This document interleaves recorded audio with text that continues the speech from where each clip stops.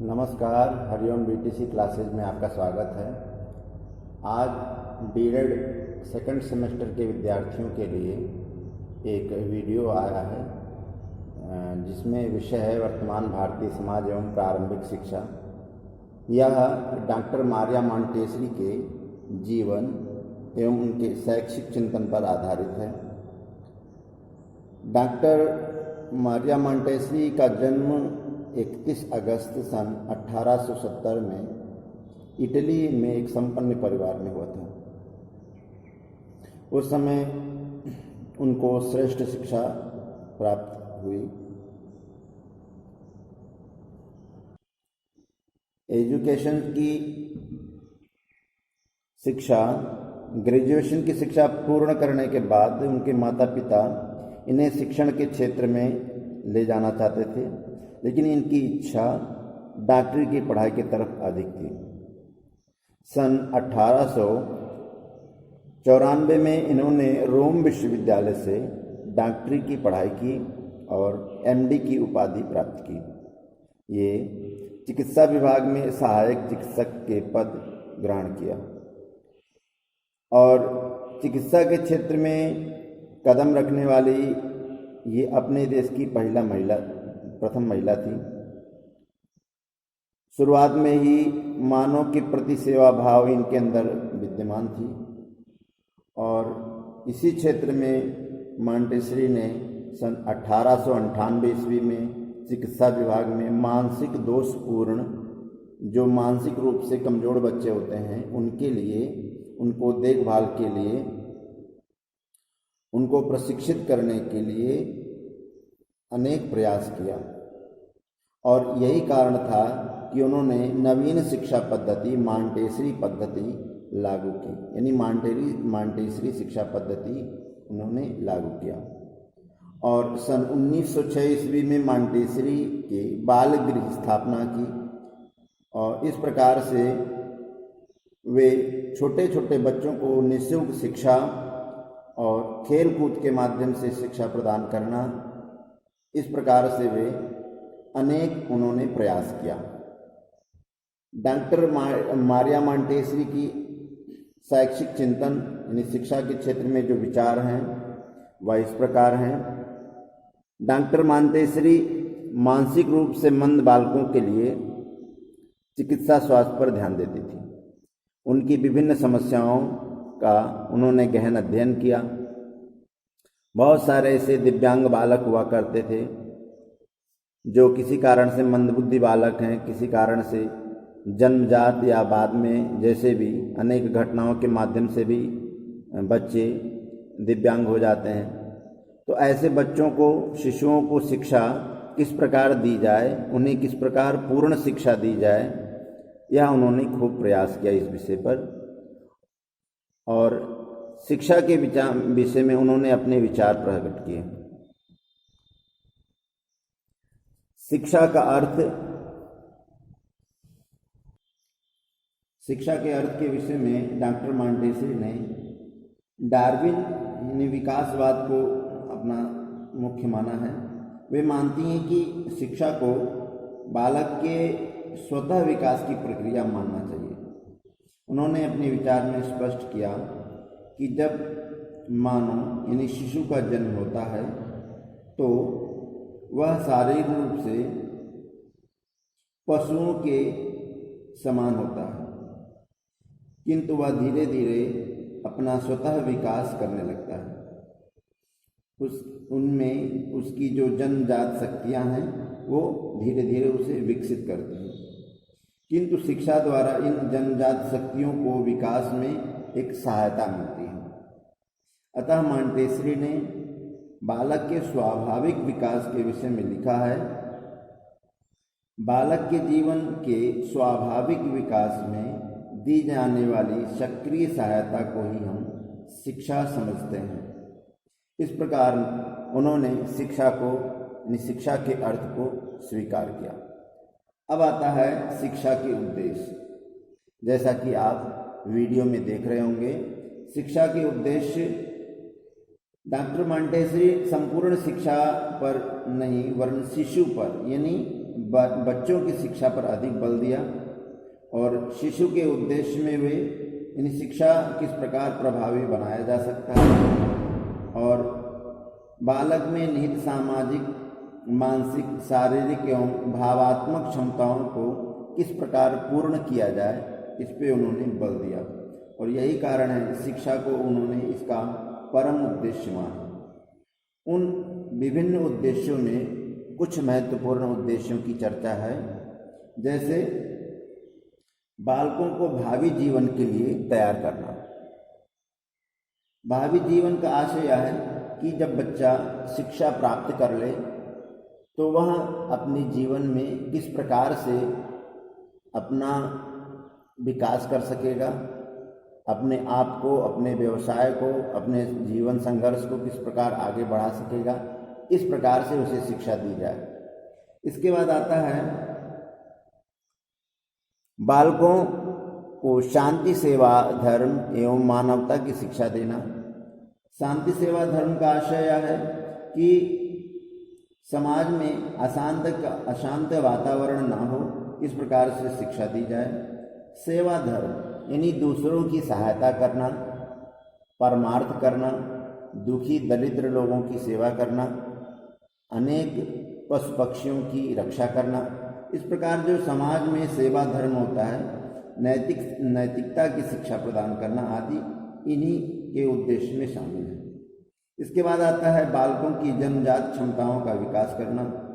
जन्मजात क्षमता का आशय यह है कि जब बच्चा जन्म लेता है तो अपने गुणधर्म लेके उत्पन्न होता है, अपनी शक्ति लेके उत्पन्न होता है, लेकिन जो शिक्षा होती है उसकी क्षमताओं को बढ़ाने में सहायता प्रदान करती है, विकसित करने में सहयोग प्रदान करती है। उसकी जो ज्ञानेंद्रियां होती हैं, उसकी जो कर्मेंद्रियां होती हैं, उसके बुद्धि विकास में शिक्षा बहुत ही सहायता का कार्य करता है। इसके बाद आपका आता है चौथा है बालकों में प्रकृति की शिक्षा प्रदान करना, यानी प्रकृति में रखकर पर्यावरण की शिक्षा प्रदान करना। प्रकृति में रखकर आशय यह है कि बच्चों को प्रकृति क्या होती है, प्रकृति की सेवा करनी चाहिए, पर्यावरण हमारे लिए कितना उपयोगी है, कितना आवश्यक है, इन बातों को उसे शिक्षा दी जानी चाहिए। इस प्रकार से उसे उद्देश्य उन्होंने बताया। समायोजन की क्षमता का विकास करना, यानी उनके अंदर समायोजन क्षमता विकसित करना। समायोजन क्षमता यह होता है कि बालक विभिन्न परिस्थितियों में उसका जीवन व्यतीत होता है। बच्चा जहाँ जन्म लेता है उसके माता पिता, आस पड़ोस कैसे हैं, उनको किस प्रकार से रखा जाए कि उनके बुद्धि का, सहयोग का, अनेक अच्छे गुण धर्म का विकास हो। तो बहुत सारे विद्यार्थी ऐसे उनके अंदर क्षमता नहीं होती है, तो इस प्रकार के समायोजन क्षमता का विकास करना शिक्षा के उद्देश्य में उन्होंने शामिल किया। इसके बाद आपका आता है शिक्षा की पाठ्यचर्या। शिक्षा की पाठ्यचर्या का आशय यह है कि वे शिक्षा के क्षेत्र में किस प्रकार के पाठ्यक्रम को रखना पसंद करते हैं।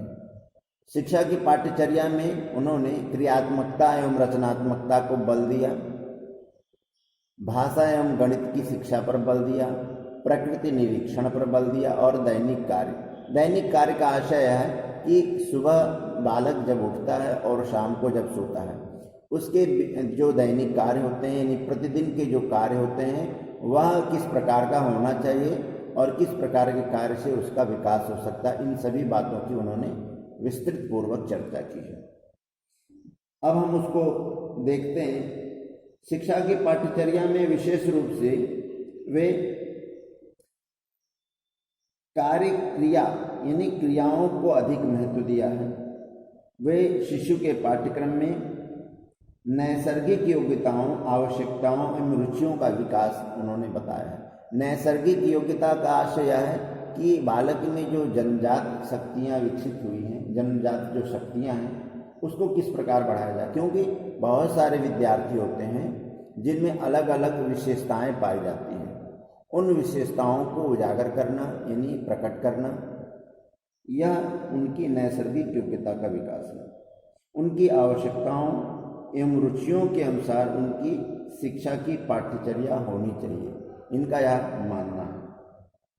मॉन्टेसरी ने संसार को यथार्थ रूप, शिशु को वास्तविक ज्ञान एवं कौशल को उसके जीवन में असाधारण बालकों की सेवा एवं शिक्षा की व्यवस्था पर ध्यान केंद्रित किया था। इनका आशय है कि मॉन्टेसरी शिक्षा पद्धति इस प्रकार की शिक्षा पद्धति है कि बालकों में एक अलग प्रकार की शिक्षा पद्धति का विकास करना, जो क्रिया से संबंधित हो, रचनात्मकता हो, यानी नई नई बातों को सीखें और समाज में प्रकट करें। भाषा का ज्ञान हो, भाषा का ज्ञान प्रथम बिंदु होता है, क्योंकि भाषा के ज्ञान से ही बालक अपने अन्य कार्यों को संपादित कर पाता है। गणित की शिक्षा से वह व्यवसाय कर पाता है, सामान्य लेन देन की गुण विकसित होते हैं। प्रकृति निरीक्षण से प्राकृतिक रूप से उसे रहना सीखना आ जाता है। दैनिक कार्य के विषय में चर्चा हो गई है कि विभिन्न दैनिक कार्य उसके जीवन में बहुत ही सहयोग एवं समावेश आदि गुणधर्म विकसित करते हैं। और उन्होंने यानी मॉन्टेसरी ने विभिन्न कक्षाओं में अलग अलग प्रकार के शिक्षा पद्धति का स्वीकार किया, यानी उनमें कौन कौन से गुणधर्म विकसित करना चाहिए। तो जैसा कि आप देख रहे होंगे, कक्षा 1, 2, 3, 4, 5 यानी पांचों कक्षाओं की अलग अलग विशेषताओं को बताया गया है। इसमें विभिन्न वस्तुओं में अंतर करना, जैसे बच्चे के हाथ में कोई चिकनी चीज़ें दे दी गई, खुरदुरी चीज़ें दी गई, तो उसमें अंतर वो करना समझ जाएगा कि कौन सी चीज़ें कैसी हैं। छोटा मेज है, बड़ा मेज है, या एक स्थान से दूसरे स्थान पर ले जाना। कोई वस्तु दे दी गई तो उसे पूछा जाए छोटा है कि बड़ा है, या गर्म है कि ठंडा है, या मोटा कपड़ा पतला कपड़ा।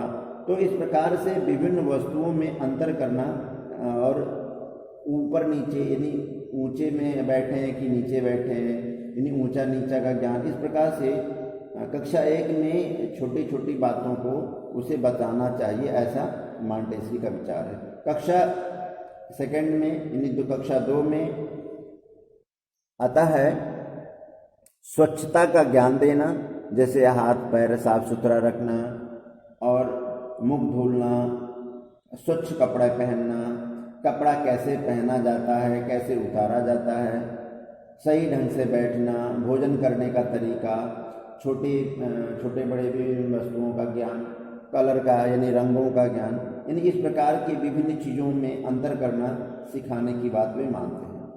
कक्षा 3 में विभिन्न सीधी रेखाओं के विषय में, जैसा कि शारीरिक नियंत्रण पर, दृष्टि नियंत्रण पर ध्यान देना, जैसे विभिन्न वस्तुओं को स्पर्श करके अभ्यास करना, जैसे ठंडा गर्म का आभास कराना कि कौन सा ठंडा होता है, कौन सा गर्म होता है, स्पर्श का ज्ञान कराना, और विभिन्न अक्षरों को कलर करना सिखाना आदि बातें शामिल होती हैं। कक्षा 4 में विभिन्न वस्तुओं को एक दूसरे के ऊपर रखना, विभिन्न कमरों में कौन कौन सी वस्तुएं दिख रही हैं उचित रूप से उसे रखने का ज्ञान कराना, विभिन्न गति का नियम बताना, विभिन्न उपकरणों के विषय में बताना, जैसे मोबाइल है, टीवी है, टेप रिकॉर्डर है, पंखा है, या जो भी चीज़ें इस तरह से व्यवहारिक रूप से हमारे परिवार में या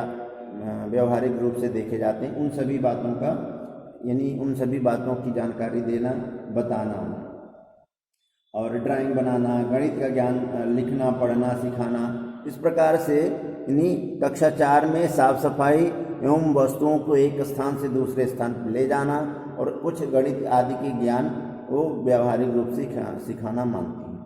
इस प्रकार से कक्षा 5 में उन सभी बातों की पुनरावृत्ति की जाए, शिष्टाचार अभ्यास का व्यवहार कराया जाए, शारीरिक स्वच्छता पर ध्यान देने के लिए, और ऐतिहासिक चीज़ों की यानी कहानी के माध्यम से वैज्ञानिक विभिन्न बातों की चर्चा करनी चाहिए।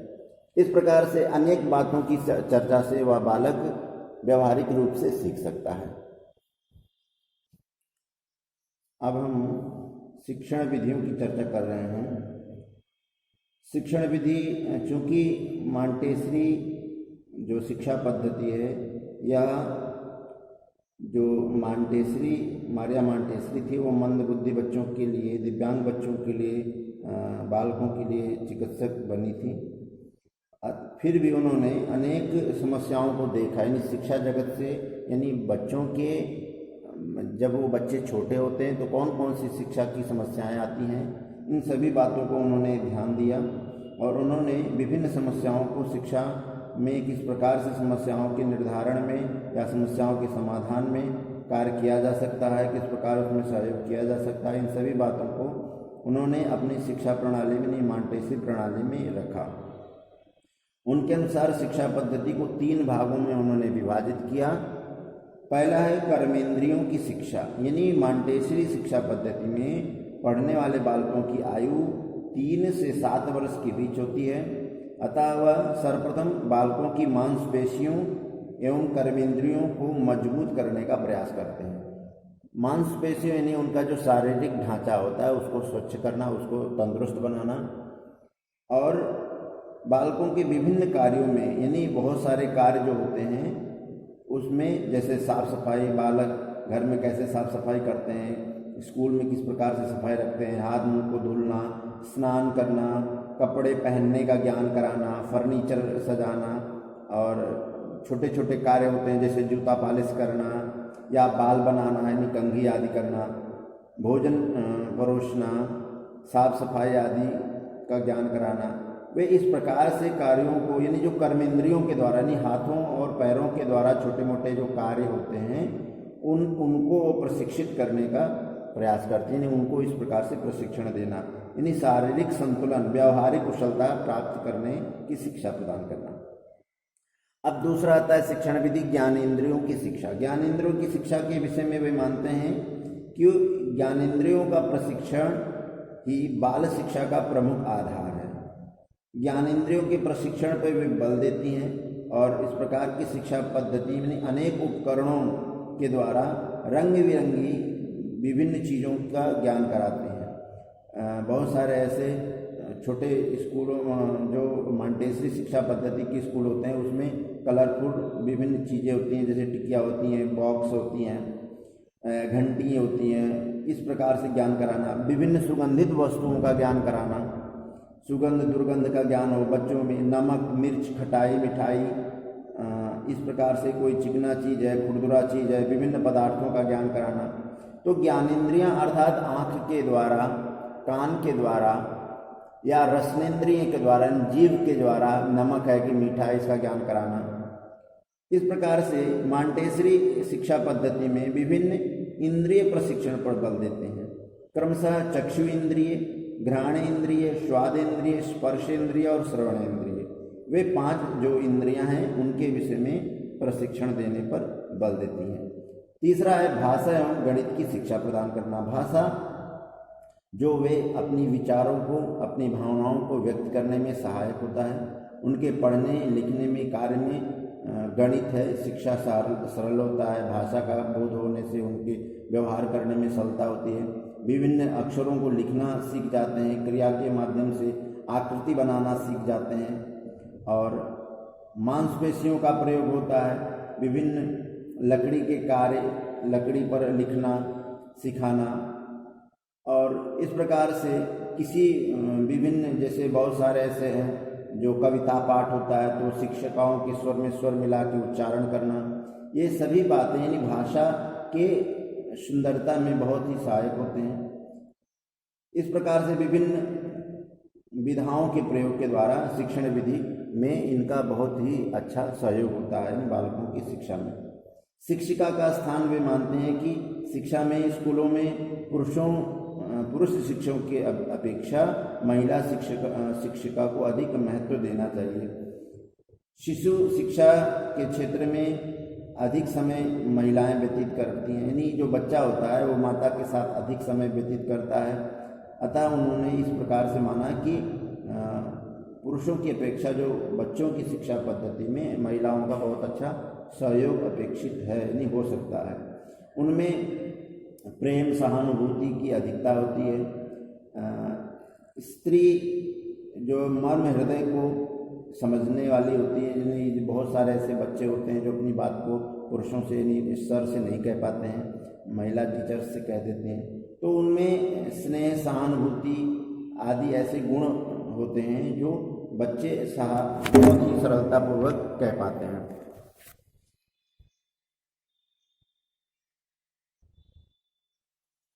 इस प्रकार से उनमें जो भावनाएं होती हैं वह बहुत ही अच्छी तरह से बच्चों को समझने लायक होती है। अतः शिक्षिका को उन्होंने महत्वपूर्ण स्थान दिया है। अनुशासन के रूप में मानते हैं कि स्कूल में अनुशासन को विशेष महत्व देना चाहिए। उत्तम अनुशासन देखने को मिलना चाहिए जिससे बच्चों में रुचि के अनुसार उनका विकास हो और उन्हें समय समय पे उनके कार्य का प्रतिफल मिले। उन्हें पुरस्कार दिया जाए, उन्हें दंड न दिया जाए। पुरस्कार, दंड, ये दोनों कार्य जो है सफलता असफलता पर निर्भर करता है। यानी उनकी क्रिया प्रतिक्रिया के अनुसार, उनके कार्यों के अनुसार उन्हें ध्यान दिया जाए। इस प्रकार से वे मानते हैं कि अनुशासन का बहुत बड़ा योगदान होता है। विद्यालय के विषय में वे मानते हैं कि जो शिशु का विद्यालय होता है वो सर्वोच्च, यानी एक विद्यालय सर्वोच्च स्थान रखता है। उन्होंने कहा है कि स्कूल अज्ञानी बालकों के मन में ज्ञान भरने वाला कारखाना ना होकर उसके घर के समान सुखद एवं प्रिय स्थान होना चाहिए। यानी इस प्रकार का वातावरण होना चाहिए जैसे वो ये ना समझे कि हम कहीं और आए हैं। यानी जिसके लिए उन्होंने अपने स्कूल में अध्यापिका के स्नेह एवं सहानुभूतिपूर्ण व्यवहार द्वारा शिक्षण कार्य को उन्होंने महत्व दिया है। इस प्रकार से वे मानते हैं। शिक्षा के अन्य पक्ष में स्त्री शिक्षा के विषय में उन्होंने बताया कि उन्हें लड़के लड़कियों में किसी भी प्रकार का कोई भेद नहीं मानना चाहिए। उन्हें स्वतंत्रता पूर्वक शिक्षा प्रदान करना चाहिए क्योंकि शिक्षा पद्धति सभी के लिए समान है। जन शिक्षा के विषय में उन्होंने बताया विशेषता जो मंदबुद्धि विकलांग बच्चे हैं उन पर भी ध्यान रखना चाहिए, उनके लिए भी शिक्षा प्रणाली का प्रतिपादन करना चाहिए। सर्व शिक्षा अभियान, सर्व शिक्षा सभी के लिए होता है, इस प्रकार से उन्होंने माना। व्यावसायिक शिक्षा के विषय में भी वे मानते हैं कि मॉन्टेसरी प्रणाली बालक के जीवन एवं कार्यों के प्रशिक्षण पर बल देता है और वास्तविक जीवन के लिए तैयारी का अवसर देता है। यानी उन्हें व्यावसायिक शिक्षा भी प्रदान करना चाहिए। इस प्रकार से मॉन्टेसरी शिक्षा प्रणाली का यदि हम मूल्यांकन करें तो यदि उनके गुण दोषों का मूल्यांकन करें तो मनोवैज्ञानिक आधार पर बालकों के मनोविज्ञान पर आधारित यह शिक्षा पद्धति है जो कि कर्मेंद्रियों, ज्ञानेंद्रियों के प्रशिक्षण पर बल देती है। बच्चों की रुचि, क्रिया, स्वतंत्रता एवं आनंद के द्वारा उन्हें क्रियाशीलता प्रदान करते हुए शिक्षा प्रदान करने की बात करता है। वास्तविक जीवन की क्रियाओं पर भी बल देता है, आत्मनिर्भर बनाने में सहयोग करता है और विद्यालय यानी स्कूल आकर्षण का केंद्र बनता है। यानी इस प्रकार की वातावरण उसमें दिया जाए जिसमें बच्चा अच्छी प्रकार से सीख सके। इस प्रकार से अनेक गुण विद्यमान है। घर जैसा वातावरण प्रदान करने की बात उसमें स्वीकार की गई है। यदि मॉन्टेसरी शिक्षा प्रणाली के कुछ दोष की चर्चा हो तो हम कह सकते हैं कि पूर्ण स्वतंत्रता का यहाँ पर अभाव दिया गया है। अनुपयोगी पाठ्यक्रम, कुछ ऐसे विषयों को सम्मिलित किया गया है जो उतनी उपयोगी नहीं है, ऐसा वे मानते हैं। ज्ञानेंद्रियों की प्रशिक्षण को वे दोषपूर्ण मानते हैं क्योंकि ज्ञानेंद्रियों के प्रशिक्षण के लिए बच्चे उतने बहुत ही उपकरण संभव नहीं हो पाता, उतने समझदार बच्चे नहीं होते हैं, इसलिए पूर्ण रूप से यह संभव नहीं ऐसा मानते हैं। तो कुछ दोष और कुछ गुण विद्यमान सभी शिक्षा पद्धति में होते हैं, लेकिन संपूर्ण रूप से देखा जाए तो डॉक्टर मारिया मॉन्टेसरी का जो शैक्षिक चिंतन है बहुत ही महत्वपूर्ण है। और अगले वीडियो के साथ हम पुनः उपस्थित होंगे। हरिओम बीटीसी क्लासेज में पुनः आप दूसरा वीडियो आप सुनेंगे और इस वीडियो को आप ज़्यादा से ज़्यादा देखें, सुने और अपने उज्जवल भविष्य के आगे अग्रसर हों, उज्जवल भविष्य के लिए अग्रसर हो। तब के लिए धन्यवाद, तब तक के लिए धन्यवाद।